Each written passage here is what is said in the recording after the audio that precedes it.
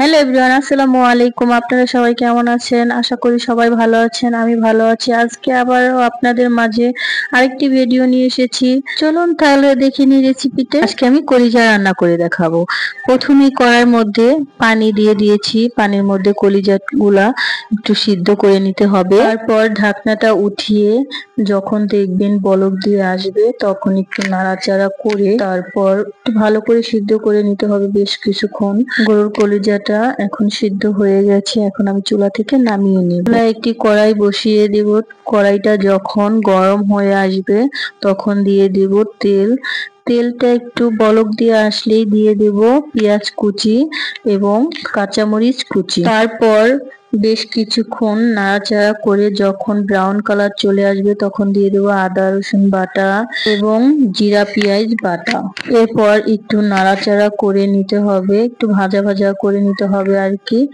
তারপর একটু সামান্য পানি দিয়ে মরিচের ফাঁকি, হলুদের ফাঁকি ও ধনে ফাঁকি, তারপর এলাচের গুঁড়ো ও গোলমরিচের গুঁড়ো, এরপর গরম মশলা ফাঁকি। গরম মশলা ফাঁকি দেওয়ার পর বেশ কিছুক্ষণ নাড়াচাড়া করে নিতে হবে। তারপর দিয়ে দেব 3-4টা তেজপাতা। তেজপাতা দেওয়ার পর আমি আবারও নাড়াচাড়া করে দিয়ে দেব জিরা ফাঁকি ও টক দই। এখন আমি আবারও কষিয়ে নেব। আনাম গরম মশলা আর গোলমরিচ। পর আমি আবারও নাড়াচাড়া করে দিয়ে দেব আলু। আলুটা আমি গোড়া গোড়া করে কেটে নিয়েছি। তারপর আলুর সাথে মশলাটা একটু নাড়াচাড়া করে নিতে হবে। নেওয়ার পর দেখুন আমি কলিজাটা সিদ্ধ করে নিয়েছি কিরকম ভাবে, ঠিক এভাবেই করে নেবেন। দেখুন এবার আমি কড়াইয়ের মধ্যে ঢেলে দিচ্ছি। ঢেলে দেওয়ার পর ভালো করে এটাকে কষিয়ে নিতে হবে মশলার সাথে, কলিজার সাথে কষানো। বেশ কিছুক্ষণই কষাবো। তারপর দিয়ে দেব পানি। পানি দেওয়ার পর ঢাকনা দিয়ে ঢেকে কষিয়ে নেব।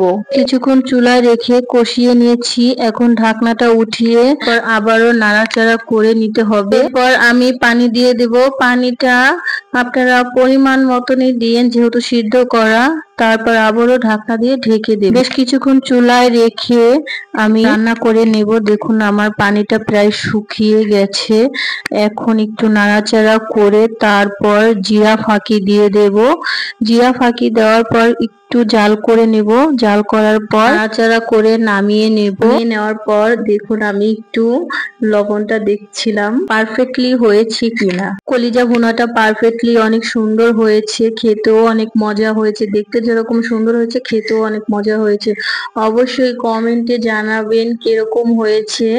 তারপর আমি একটা দেখিয়ে দিচ্ছি খেতে মজা হয়েছে কিনা। সত্যি অনেক মজা হয়েছে। অবশ্যই কমেন্টে জানাবেন। যদি রেসিপিটি ভালো লেগে থাকে তাহলে লাইক, কমেন্ট, শেয়ার ও সাবস্ক্রাইব করবেন। ভালো থাকবেন। আবারও দেখা হবে নতুন কোনো ভিডিওতে। এই পর্যন্তই। আল্লাহ হাফেজ।